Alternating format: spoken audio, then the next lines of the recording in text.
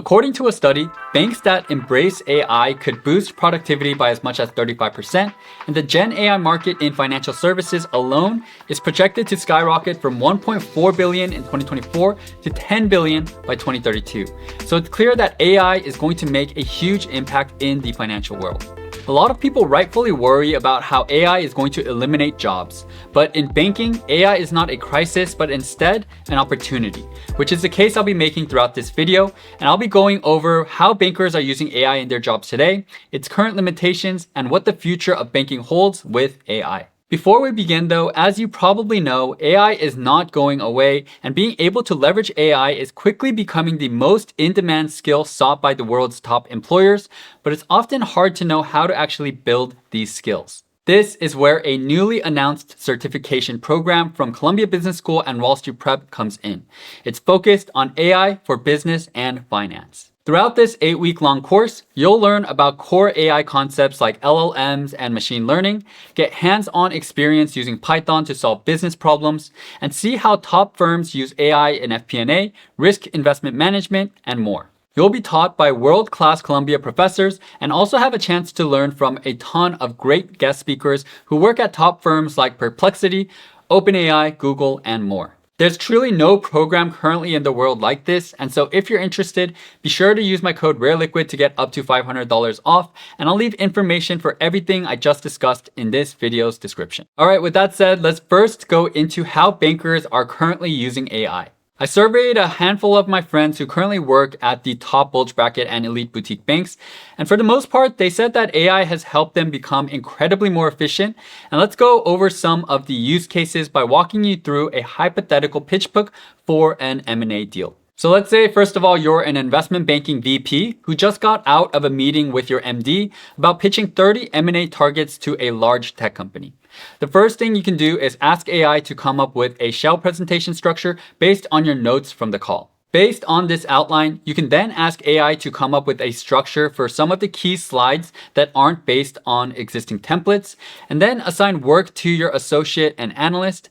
And while they're working, you can ask AI to come up with a list of comparable companies for trading comps valuation, and then a list of relevant precedent transactions that happen in the industry for transaction comps, which you can send to your MD for them to review. Now let's say you're the analyst working on that same pitch book. First of all, you can ask AI to clean up the notes from the meeting and send that out to your associate and VP. I'm told that most banks still don't allow AI to take notes for them due to confidentiality reasons, but that is likely coming in the future, which can easily save analysts a few hours a week. Next, in the past, when I was at JP Morgan, I absolutely hated one thing the most: making company profiles. And this is because it's really mind-numbingly boring work that doesn't really require a lot of thought. You're just going into company websites and copy-pasting information for the most part.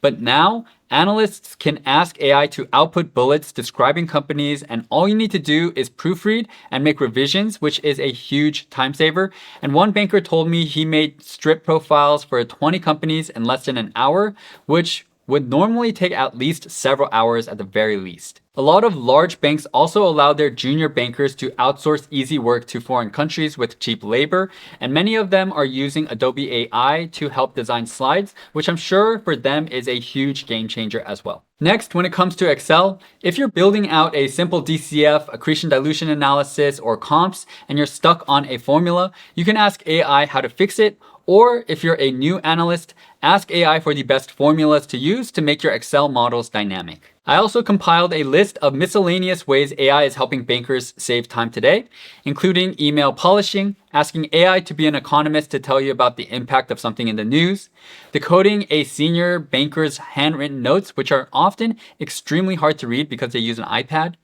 M&A negotiation support, and even sell-side bonus pool determination. Lastly, many AI platforms now have a deep research function, which creates a super detailed 10 to 30 page report pretty much on a question of your choice, which has been helpful in understanding industries or companies on a deeper level when you're trying to catch up to speed in a new deal. Now, with all this said, as much as my friends told me AI has helped them, they listed a lot of limitations as well. Let's first discuss the platforms being used. A good number of banks use the enterprise version of ChatGPT, but some banks don't have it and don't even allow bankers to access AI sites on their company laptops because they're concerned about confidential deal information being leaked. And so as a result, these bankers use AI on their personal laptops or their phones and send their output through their company emails. Given how relatively new a lot of these AI platforms still are, it will still take some time for banks to fully integrate them into their tech stacks, and some of them are already developing their own, like JPM and Morgan Stanley. Second, there's still a lot of limitations when it comes to Excel. I asked a friend who works in the M&A group, and he said that it's not used at all pretty much for modeling, and he just uses it to summarize research and come up with ideas. That said, he didn't rule out the fact that AI may be able to be helpful with modeling in the future. Lastly, there is a lot of issues with reliability. AI models often make weird mistakes called hallucinations, and bankers have told me that while AI can be great at providing the first draft of something, everything outputted always needs to be double checked to make sure that everything is client ready. With all this said, if you're interested in working in banking, let's talk about what AI means for you. First off, the good news is that it's still going to take a large paradigm shift and major technological advancements for AI to replace analysts. Instead, it's simply going to make bankers more efficient, and honestly, it just means more pitching and projects that bankers will work on. The reason I strongly believe this is because my MDs would tell me that back in the day, a few decades ago, before computers, bankers had to go to the public library to photocopy financial statements and run models by hand, and of course, were working long hours. The introduction of computers and applications like FactSet and CapIQ that allow you to access numbers right away just has meant more work for bankers because they're still working long hours. So it's not just because more technology is introduced that bankers are going to be working less all of a sudden. I think with AI, bankers are still going to be working a lot, and they're just going to be more efficient at what they do. And so if you're just getting into banking or finance, the great thing is that AI is going to increasingly handle many of the repetitive, tedious parts of the job, like making company profiles. So hopefully that means you can focus more on higher level judgment-based tasks. The last important thing is that you need to make sure that you're up to date with AI and practice using it so you don't fall behind on the job. You need to be good at prompt engineering, which means asking the right questions in the right ways to get the most useful answers, which just takes practice, and I'd highly recommend using AI every day if you're not already. And later on, if you're able to get access earlier, you'll need to familiarize yourself with AI-enhanced Excel plugins like DataRails, AlphaSense, or Capital IQ GPT. And so even with AI making a huge impact already to bankers across all levels, it's still going to take a lot of time for it to actually get anywhere close to replacing a lot of the work that analysts and associates and all bankers are actually doing on a day-to-day basis. At least that's what my friends tell me now. It's only 2025. Who knows, in 5 years, when you watch this video, things could probably will look way different, but we'll have to revisit this video later in the future. As of now, I think AI is just hugely helpful to a lot of bankers. At least that's what my friends are telling me.